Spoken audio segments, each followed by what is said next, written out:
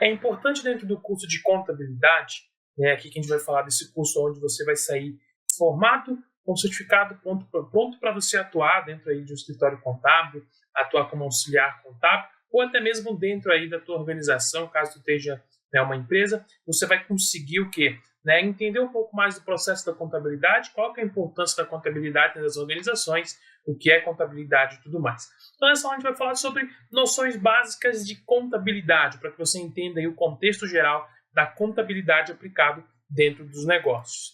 A contabilidade ela é a ciência que estuda e interpreta o patrimônio tanto de pessoas quanto patrimônio de organizações. Não apenas os contadores utilizam os conceitos contábeis, como, por exemplo, também uma dona de casa ou um pequeno empresário podem, dentro do seu cotidiano, utilizar conceitos de contabilidade para diversos fins. Por isso, é necessário que pessoas com diferentes formações tenham conhecimento básicos dos conceitos de contabilidade. E é muito importante que tu está fazendo esse curso. Tu vai conseguir entender aí os conceitos básicos que compõem toda a contabilidade, para que você, no seu próprio dia a dia, dentro de pessoa física ou dentro de uma empresa que tu esteja atuando no teu próprio negócio, tu consiga entender o que está sendo feito e como anda a contabilidade da tua empresa. A contabilidade, a definição mais comum para a contabilidade, é a ciência que estuda variação patrimonial, seja ela quantitativa ou seja ela qualitativa. Isso por quê? Porque eu posso ter um patrimônio muito grande, mas às vezes quando a gente fala de qualidade, esse patrimônio não gera muita receita, Imagine que quando a gente fala de patrimônio, eu tenho meus bens patrimônio passivo e meu patrimônio ativo. O que é o meu patrimônio passivo? Eu posso ter casas, eu posso ter terrenos, eu posso ter imóveis que não me geram renda. Eu tenho esses imóveis, eles são meus, eles estão dentro do meu patrimônio. Eu posso ter 1 milhão de terreno, mas eles não me geram renda. Logo, eles estão passivos. Por quê? Porque como eles não estão me gerando renda, eles estão gerando despesa, eu simplesmente tenho, mas eles não me geram nada. E aí eu tenho meu patrimônio ativo. O que é o meu patrimônio ativo? É realmente aquilo que eu tenho que está me gerando renda. Como, por exemplo, investimentos em fundos, o valor investido em fundos de investimento, em fundos dentro da Bolsa de Valores. Esse valor está lá, está aplicado, ele faz parte do meu patrimônio e ele está ativo porque ele está rendendo esse dinheiro, esse dinheiro está sendo rentabilizado, ele está me voltando. Mesma coisa se, por exemplo, eu tiver aí outros bens, outras coisas que gerem renda, vão gerar renda para vão agregar na minha renda, vão aumentar a minha renda. Então eu tenho aí a questão do meu patrimônio ativo. E eu posso ter um patrimônio ativo, passivo dentro da minha própria pessoa física, eu mesmo, pessoalmente, eu posso ter esse patrimônio, quanto também uma pessoa jurídica vai ter um patrimônio tanto passivo quanto um patrimônio ativo. O objetivo da contabilidade é registrar, informar, analisar e interpretar as mudanças de bens, direitos e obrigações no patrimônio das entidades e das pessoas. Então, a contabilidade, o principal ponto eu preciso ter em mente, que eu preciso registrar. Contabilidade registra, ou seja, ela guarda e registra, ou seja, documentais e tudo mais, tudo aquilo que eu tenho. E quando eu falo que o patrimônio, eu posso ter bens, direitos e também obrigações que tá ali, que são os meus deveres de pagar as coisas, que também faz parte do meu patrimônio. Dessa forma, além de registrar, a contabilidade deve informar. Informar quem? Informar os órgãos competentes, como o governo, que quer saber qual que é o patrimônio, bem como também informar para a pessoa qual que é a variação, a mudança dos seus próprios bens. Porque quando chega a um certo ponto, dependendo da pessoa, que ela pode ter uma quantidade de bens ou a empresa ela vai ter uma quantidade de patrimônio, que ela não está mais operando ali, ela simplesmente delega isso para a contabilidade e espera que a contabilidade o atualize. Então, eu tenho esse dever de informar também. Da mesma forma que eu vou analisar tudo isso, porque como contador eu preciso sempre estar entendendo essas variações de mudança para sempre estar prestando o melhor suporte para o meu cliente. E, por fim, eu vou estar fazendo a interpretação, entender se essas mudanças elas são benéficas, se elas são maléficas, o que isso está gerando. Quais as funções da contabilidade, então? Toda empresa necessita ter um serviço de contabilidade. Esse serviço pode ser próprio, se eu tenho ali contadores internos da minha empresa, eu vou ter meus funcionários, ou eu posso ter externo, onde eu vou contratar uma empresa especializada em serviços contábeis. A contabilidade tem como principal função receber, administrar e processar os dados financeiros e econômicos da empresa. De posse desses dados, a contabilidade pode realizar a análise e gerar as demonstrações financeiras, que são os relatórios. As funções contábeis podem ser divididas em função econômica, que a gente tem na questão falando do lucro, e função administrativa, quando eu trabalho o patrimônio. Com a apresentação dos resultados dos relatórios contábeis aos administradores da empresa, podem ser tomadas as decisões importantes como a capacidade de passivos financeiros da entidade, aumento ou redução da produção, vendas de ativos, descontos, redução / aumentos de custos e etc. Então, quando a gente fala que toda empresa necessita ter um serviço de contabilidade, não é só porque é obrigatório por lei, mas sim porque a contabilidade ela vai trazer uma visão diferenciada para dentro da organização, ao ponto que eu consigo ter uma noção do que eu tenho de ativos, qual que é o tamanho do meu patrimônio e quais são ali as mudanças, as variações, para que assim, como empresário, eu consiga tomar a melhor decisão, eu consiga tomar o melhor suporte, a melhor decisão estratégica para que eu decida seguir, aonde que a minha empresa vai seguir, qual caminho que ela seguirá. A informação contábil gerada pelo setor contábil não necessariamente é utilizada por apenas e pelos administradores da entidade, né? No caso, os usuários internos.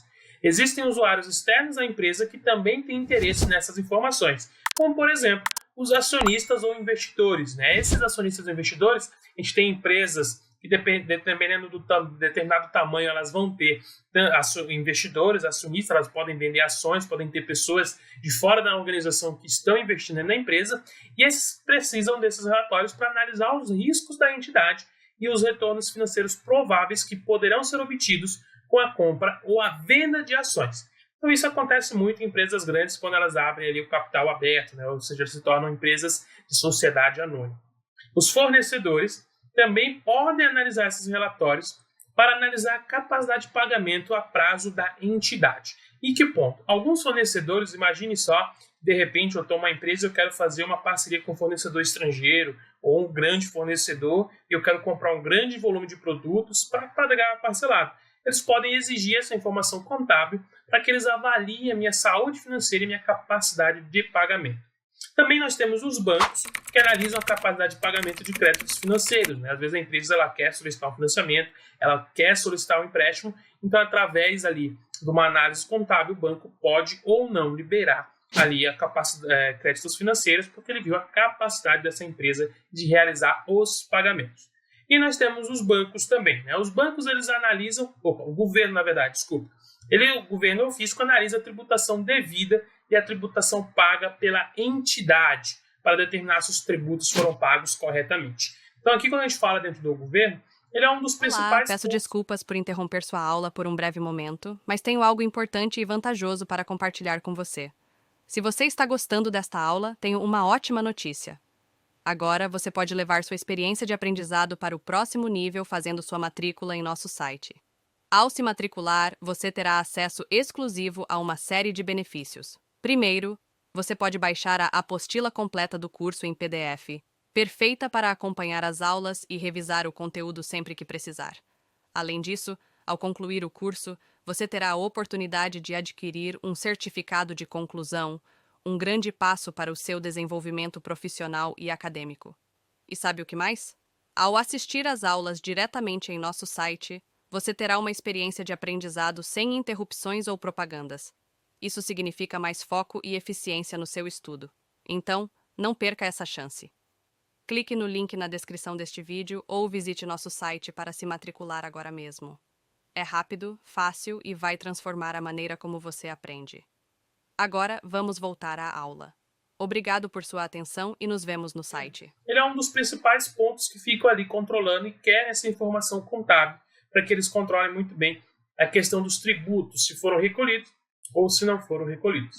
De contabilidade, a gente precisa entender quais são os tipos de sociedades organizacionais e as suas obrigações, né? A sociedade é uma união de duas ou mais pessoas com um fim específico. A união de pessoas com conhecimentos e interesses em comum faz com que haja o fortalecimento e um bom resultado do negócio, pois cada sócio passa a se organizar de acordo com suas tarefas e responsabilidades. O tipo de sociedade deve ser descrita no contrato social da entidade, que é o documento oficial que apresenta todas as normas, regras e informações relevantes da entidade. Então, eu posso ter vários sócios, eu não estou limitado à quantidade de sócios quando eu tenho uma organização. O que eu preciso é estabelecer e criar qual que é a responsabilidade e a tarefa de cada um desses. Porque eu tenho sócio administrador, eu posso ter sócio financeiro, eu posso ter sócio jurídico, né? A pessoa, sócio líder jurídico e tudo mais, eu posso colocar isso. Então eu preciso estar sempre colocando quais são as responsabilidades, quais são as tarefas. E tudo isso é descrito dentro do contrato social. Durante esse curso eu ouvi falar muito sobre contrato social. O que é o contrato social? Ele é como uma certidão, como se fosse uma certidão, onde é estabelecido, né, quais são as pessoas envolvidas dentro dessa organização e quais são tanto as tarefas e as responsabilidades e quais são também as partes a quem cada um cabe, né? Quais são as porcentagens da divisão da entidade, da divisão da empresa, é tudo colocado dentro do contrato social. É um dos documentos mais importantes que uma organização precisa ter, pois é a partir desse contrato social, que certas coisas podem ser feitas, como pedir empréstimo em banco, financiamento, certos negócios, às vezes entrar numa licitação, sempre está precisando do contrato social. Entre os principais tipos de sociedade, podemos citar, primeiro, a sociedade simples. A sociedade simples é utilizada por profissionais, prestadores de serviços ou de cooperativas. Por exemplo, um contador formado pode abrir uma sociedade simples, desde que tenha o registro de classe, o CRC, e o registro deve ocorrer no cartório e registro civil de pessoas jurídicas, né? Então, eu vou colocar uma sociedade simples, não quero algo muito completo, não quero algo muito complicado, eu vou abrir uma sociedade bem simples. Sociedade limitada, né, as LTDAs, que a gente conhece bastante, que a gente vê falar bastante dentro da mídia, dentro dos jornais, da internet, elas são registradas nas juntas comerciais por 2 ou mais sócios. Os sócios das outras empresas são as pessoas físicas e jurídicas que investem dinheiro na empresa e são responsáveis pelos pagamentos das obrigações de acordo com o montante do capital investido, né? Então, dentro do contrato social, eu vou estar colocando ali quem são as pessoas jurídicas ou físicas que estão investindo dinheiro da minha empresa. E aí a gente tem a sociedade em nome coletivo. Nesse tipo de sociedade, todos os sócios, né, são sócios solidários e respondem pelas dívidas de forma ilimitada. A formação desse tipo de sociedade é exclusiva para pessoas físicas, não podendo ter participação de pessoas jurídicas. Quando a gente fala de limitada, eu posso ter uma outra empresa participando da minha empresa. Quando eu falo sociedade em nome coletivo, só pode pessoas físicas, só pode participar do contrato pessoas que têm, né, CPFs. Sociedade em comandita simples, esse tipo de sociedade é caracterizado por ter 2 tipos de sócios: sócios comanditários e os sócios comanditados. Os sócios comanditários não participam da administração da empresa, respondendo apenas pela integralização das cotas subscritas, que dá uma responsabilidade limitada. Já os sócios comanditados são responsáveis pela administração da empresa, tendo participação ilimitada, devendo saldar as obrigações contraídas pela sociedade. Isso é geralmente quando, né, eu quero abrir uma empresa, mas eu não quero ficar a cargo da administração dela, não quero ter dor de cabeça, eu só vou integralizar a cota do capital social e vou esperar os lucros, vou esperar os dividendos virem para dentro do meu bolso, né? Então, eu não fico ali dentro da questão da administração, então eu tenho essa comandita simples. E nós temos a comandita por ações. Esse tipo de sociedade é caracterizado por ter o capital da sociedade dividido por ações de forma semelhante à sociedade anônima.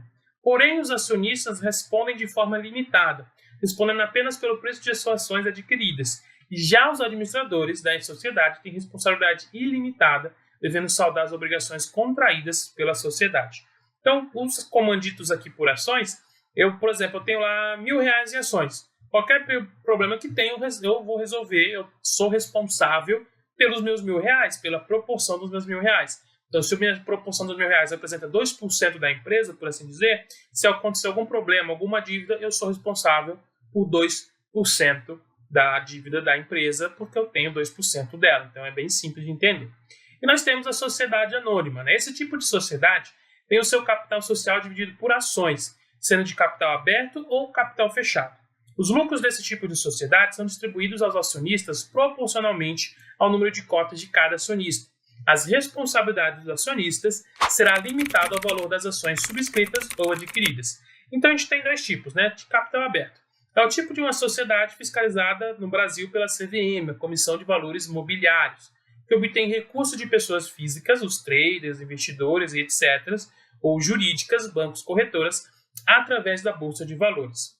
E o de capital fechado possui entrada de capital fechado apenas para quem já é acionista da sociedade. Como assim? Quando a gente fala capital aberto, eu aceito qualquer pessoa adquirir novas ações da minha empresa. Quando é capital fechado, só quem já é acionista da sociedade, quem já tem cotas ali dentro, pode adquirir novas cotas. Então fica fechado, eu não vou comercializar as cotas de ações para todo mundo. Vai ser só para quem já é acionista da minha organização. A pessoa pode integralizar mais cotas para que ele se torne ali um sócio, vai crescendo a quantidade de ações e tudo mais. E por fim, nós temos a sociedade cooperativa, que é uma das associações de pessoas com interesses em comuns, organizadas através de assembleias democráticas para execução de serviços de acordo com a finalidade da entidade.